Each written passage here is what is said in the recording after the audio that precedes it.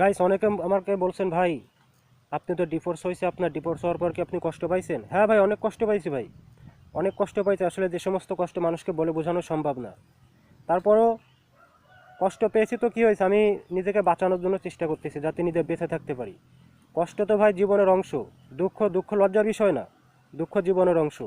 কিন্তু আমাদের সমাজে এটা প্রচলন হয়ে গেছে, দুঃখ পাওয়া খুব খারাপ, দুঃখ পাওয়া যাবে না, লজ্জা, দুঃখ লজ্জার বিষয়। কিন্তু ভাই দুঃখ তো জীবনের একটা অংশ।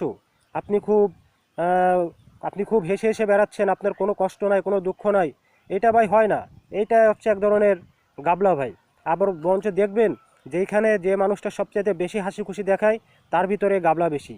সেইটি মনে করেন সবচেয়ে বেশি কষ্টে আছে, কিন্তু কাউকে বুঝতে দিচ্ছে না। এজন্য ভাই দুঃখ পাওয়াটা আসলে লজ্জার কিছু না। এই কিছুদিন আগেও, এই আপনার মনে করুন 1 মাস আগেও অনেক অনেক কান্নাকাটি করেছি রাত্রে। এরকম আমার আম্মা এসে আমাকে বলতেছে যে তুই আর কান্নাকাটি করিস না, এখন ঘুমা। হ্যাঁ, তো এরকম কান্নাকাটি করছে, দুঃখ তো আসবেই জীবনে, কিন্তু তার মানে এটা নয় যে জীবন থেমে থাকবে। বুঝতে পারছেন? যে আমি কোনো কিছু দেখিনি ভাই, পিকচার বহুত বাকি হয়, পিকচার বহুত বাকি হয় ভাই, জীবনে কোনো কিছু এখনও দেখিনি ভাই, শুধুমাত্র শুরু হলো জীবন। এর জন্য ভাই দুঃখ আমার জীবনে থাকবে, আপনার জীবনে থাকবে। এর জন্য এটা নয় যে আমার জীবন থেমে থাকবে। আমার দুঃখ আছে, আমার দুঃখ ছিল, আমার দুঃখ থাকবে, কিন্তু আমি বেঁচে থাকবো, এটা হলো সবচেয়ে বড় সত্য কথা। আর মানুষের যখন অনেক বেশি কষ্ট, অনেক বেশি দুঃখ লাগবে, তখন অবশ্যই আপনারা নামাজ পড়বেন।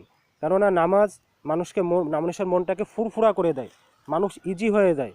যে মানুষ অনেক কষ্ট আছে মনে, অনেক দুঃখ আছে, অনেক রাগ আছে, অনেক ক্ষোভ আছে, অনেক জেদ আছে, নামাজের দ্বারা মানুষের এটা নষ্ট হয়ে যায়। আল্লাহ তাআলা নিজেই বলছে যে আল্লাহ তাআলা নিজেই বলছে যে নামাজ মানুষকে সমস্ত নির্লজ্জ ফাহিশা কাজ হইতে বিরত রাখে। নামাজ মানুষকে শান্তি দেয়। এজন্য ভাই সবাইকে বলবো যে আপনাদের জীবনে দুঃখ আসবে, দুঃখ ছিল, দুঃখ থাকবে, তার মানে এইটা নয় যে আপনার জীবনটা আপনি এরকম হেলায় হেলায় শেষ করে দেবেন। আপনার জীবনটাকে আপনি মূল্য দিতে বুঝুন, নিজেকে ভালো রাখতে বুঝুন। একটা কথা মনে রাখবেন, আপনি ভালো থাকলে আপনার পরিবার ভালো থাকবে, আপনি ভালো থাকলে আপনার প্রতিবেশী ভালো থাকবে, আপনি ভালো থাকলে আপনি নিজের পরিবার পরিজন আশপাশে যত মানুষ আছে সবাইকে ভালো রাখতে পারবেন। এজন্য নিজেকে ভালো রাখাটা সবার আগে জরুরি। আমি ভালো যদি না থাকতে পারি, তাহলে আমার পরিবারকে আমি ভালো রাখবো কীভাবে? আমার মুডটাকে আগে ভালো করতে হবে, আমাকে নিজেকে আগে সুস্থ থাকতে হবে। আমি যদি ভালো থাকতে পারি, অবশ্যই আমি সমগ্র দুনিয়ার মানুষকে ভালো রাখতে পারবো। যদি আমার ভিডিওটা আপনাদের ভালো লেগে থাকে, অবশ্যই লাইক কমেন্ট শেয়ার করে দেবেন। ধন্যবাদ সবাইকে। আসসালামু আলাইকুম রহমতুল্লাহি ওয়া বারাকাতুহু।